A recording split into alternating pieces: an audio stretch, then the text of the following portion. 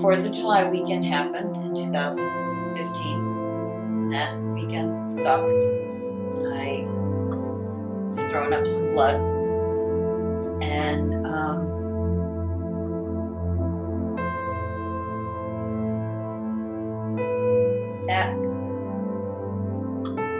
that weekend we knew that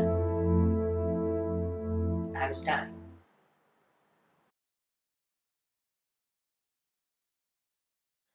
First hospital 2012 when I was pregnant with Zizi and with preeclampsia, which then went into full-blown eclampsia, which then went into a C-section, emergency C-section with her.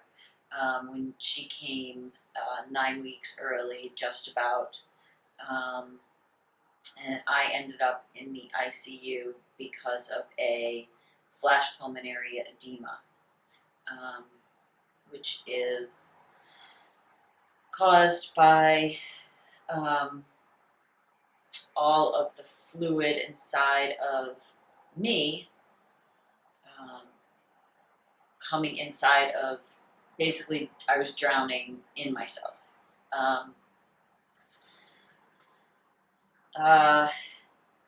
Because of a leaky mitral valve that they didn't know I had in my heart. So yeah, imagine you're basically drowning underwater, and but I'm inside of my body. So I couldn't breathe, and they had to put a tube down my throat. So I woke up in the ICU, and my baby's in the NICU. So that was in January of 2012, and that's when everything started. Came back from a run one day, just about 7 miles, and felt a bulge in my stomach, which we thought was a hernia, like a popped hernia. This was in August of 2012. So my husband and I went to the walk-in clinic, walked in, said, I have a hernia in my stomach. They took a scan. They sent me off to the ER. After looking at the scan, said, you do not have a bulge in your stomach. You need to go right to the ER.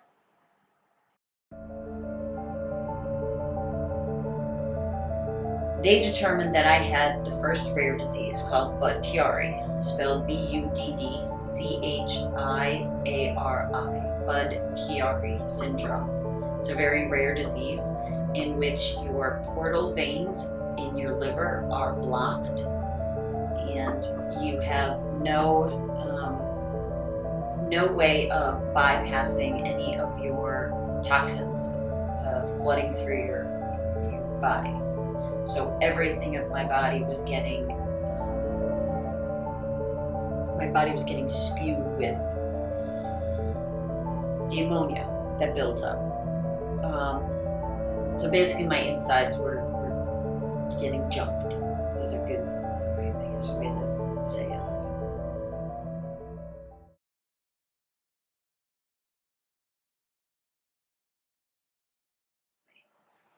So we searched and we found doctors down at Johns Hopkins. After that, we went down in November and had a biopsy with my liver. In November, this doctor down at Johns Hopkins told me that I needed a full transplant in order to survive. And I was put on the transplant list in mid-December of 2014. I remember her story very well.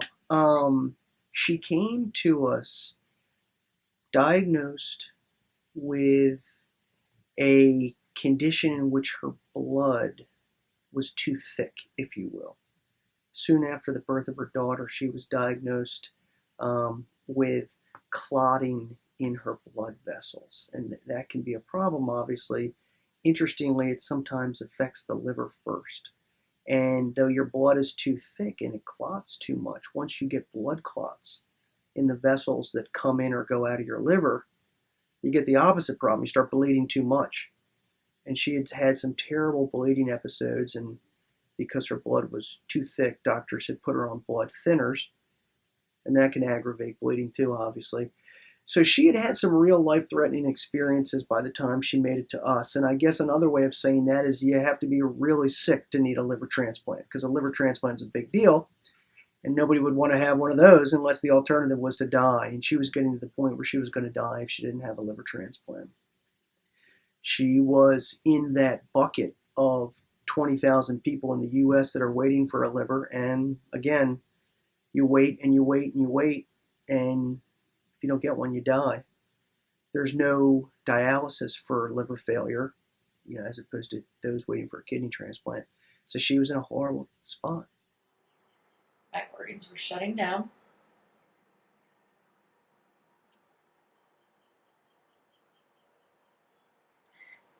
And my numbers, because you're all put on a number system to get a transplant, and you have to get sicker in order to get the transplant.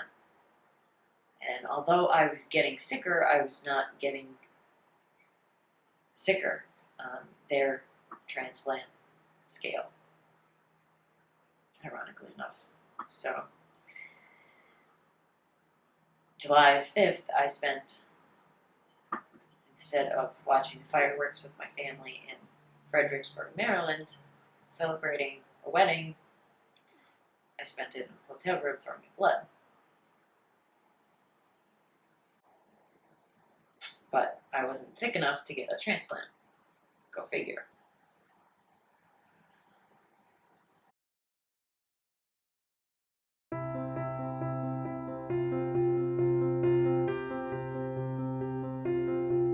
Here's how I look at it.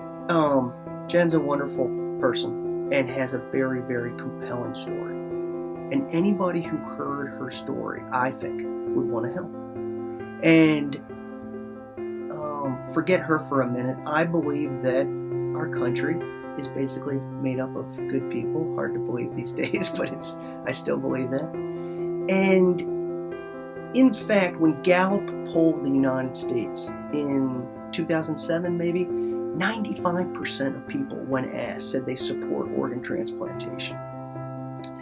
But only about a third of the United States signs up ultimately to be an organ donor. So there is some barrier there where people who are inclined to help, to do the right thing, to share, there's some barrier there. Now, I think when the story gets out, when people hear the need, when they hear the compelling story, they want to help. So we just have to do a better job helping people get, the story out. And not only the story of somebody who's waiting and is very sick, but the story about, organ donation in general, what a positive it is, really. It's a tough topic. It's sort of an intimate topic. What do you want to have become of you after you die? That's not something that people are going to casually talk about. If you're 16, that's not on your mind. And, we ask people that tough question at the DMV, the Department of Motor Vehicles, and it gets asked by a stranger. And it gets asked to you when you're not in the mood to think about it. You want to get out of there. You've been waiting in line all day. So Jen used social media, and to me that makes sense because that's the way a lot of people communicate now. And just as I may use Facebook or Twitter to tell you how I feel about movies or music or food, maybe now it's starting to make sense that I could tell you about other aspects of who I am. Like, you don't know this about me, but I'm on an organ transplant wait list, and I'm really sick. I'm on dialysis, or I'm going to die if I don't get a liver transplant. And Facebook, in some ways, is a great way to tell people about who you are because it's targeted to your family and friends, the people who would be, for example, most likely to help you or care about you.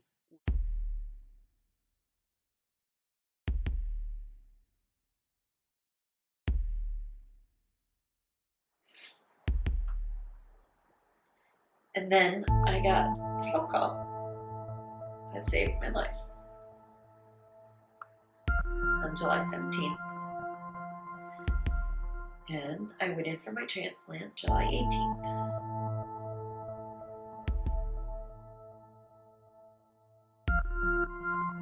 But the people around me expected me to just be happy. And we were celebrating Thanksgiving. And that's when I had my mental breakdown, literally at the Thanksgiving dinner table.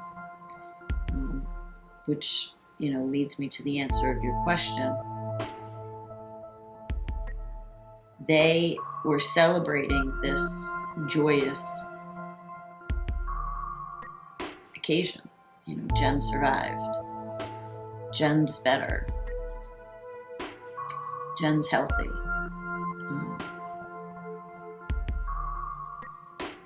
And yes, I was. But to me, my very first, still to this day, my very first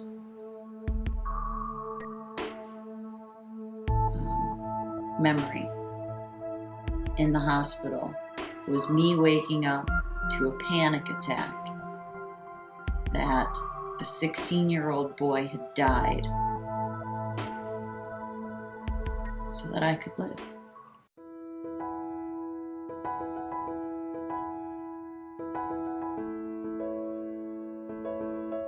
And this is the 5K that Shar and Randy and Allie and Paige, his family, all puts together for him in his hometown of Goshen, which is just about 10 minutes from here. So to be here today and run, it's just coming full circle.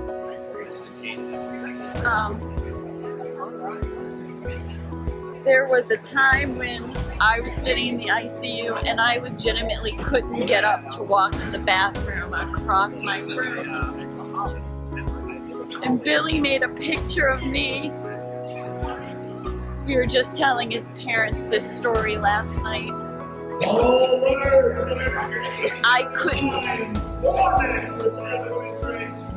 I wanted to get back to running, and it was my intention.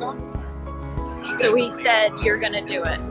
So he took a picture of me previously winning a race and put it next to my bedside with a medal around my neck. And they said, "This is you."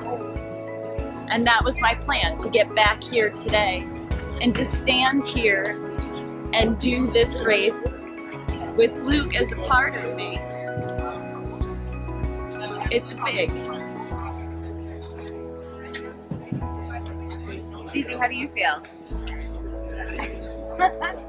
Happy that she's here with me right now. Yeah. Excited to see her run? Yeah. You gonna cheer with us? Heck yeah. Go, Mom.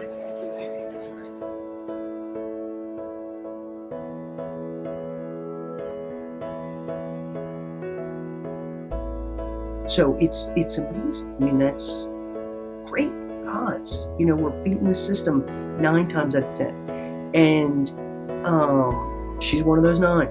And I do know about the 1 out of 10, that other people don't know about, that doesn't make it. And those weigh terribly heavy on the families and our team. And the donors that donated that didn't. And they have stories too. And so, when we reflect about the wins, we are cognizant of the losses too. And there's different reasons why you're in the 1 out of 10 group. But almost always it's because we got to you too late. This is the good we can do with organ transplantation. This is the need that's out there. And if you're inclined to share, if you're inclined to help, let me dispel the myths and misconceptions of what it's not. Let me tell you what it is. Let me show you a picture of Jen and you decide whether it's something you want to do.